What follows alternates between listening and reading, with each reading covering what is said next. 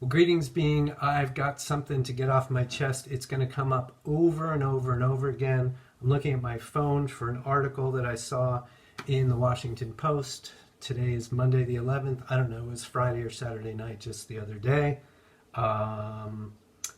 And it is all about this idea that if we are nervous, if we are anxious, if we are in fear about anything, we are not going to be able from that place to create what it is we want to create. I'm assuming that what you want to create is something bigger and better.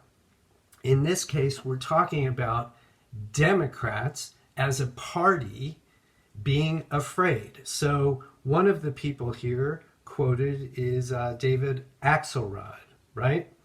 And excuse me while I fumble through, he's quoted and he's responding to something and he's saying, quote, it's a mix of all these cases of three. It's a mix in all these cases of three things, he says. Nervousness about Warren as a general election candidate, nervousness about Biden as a primary candidate, and fundamental nervousness about Trump. And somehow the party will blow the race. That's what's motivating donors and activists, he says. Which I'm saying is terrible, awful, bad to do. Somebody else is quoted in this article, Randy Weingarten, the president of the American Federation of Teachers. And she says, I quote, Democrats, we are kvetchers. We kvetch. We're anxious. We dwell in our anxiety and our what ifs. This is the problem. Everything is energy. The law of attraction is always on. We always get more and more and more of what we think about and what we talk about.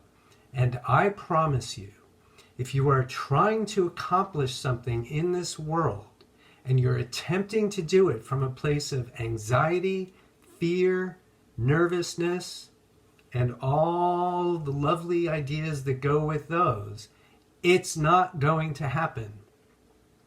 It just isn't.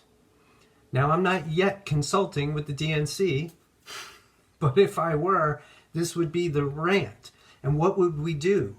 What are we trying to accomplish here? Well, they're talking about beating the current president in next year's 2020 election. Fair enough.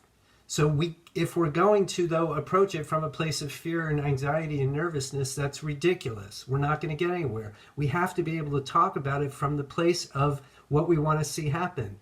What does it look like when there's a new president installed in January of 2021? What is that vision? Why is it so important to you? What are all the ingredients of it?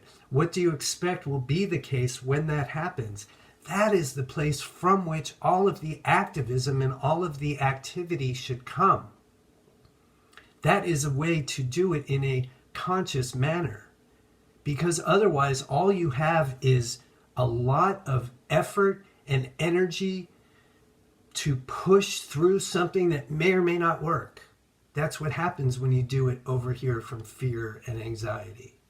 When you do it from over here, from the shiny, clear intention, it's a whole new world. It's January 2021. We have a new president.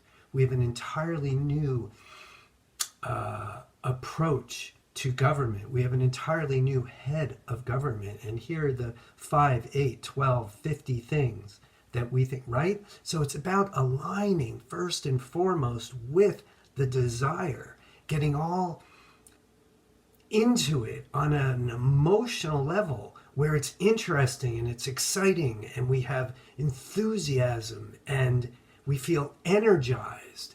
That is the place from which all of the activism should flow. When it's, I don't even want to say flowing because it doesn't really flow, but when it's going from a place of anxiety, nervousness, fear, and all of that, then there is no flow. Then it's all about, what can I do to push this through? What can I do to win this little battle in this epic war? it's not going to get you anywhere. It's going to make you feel frustrated and exhausted, and worst of all, uncertain about the future. We all need to start from that place of certainty. Ideal world, nobody can say no, money's no object. That's what setting a shiny, clear intention is all about. That's what visualizing is all about. That's what do they call them? I don't know, the boards that people make. Vision boards are all about, right? This is what in spiritual workout world setting shiny, clear intentions is all about. It's about getting that really shiny and clear, articulating it, thinking about it, talking about it, feeling it, and then take action from that place. We're going to hear much more about all this, and I certainly want to know what you think. Until next time.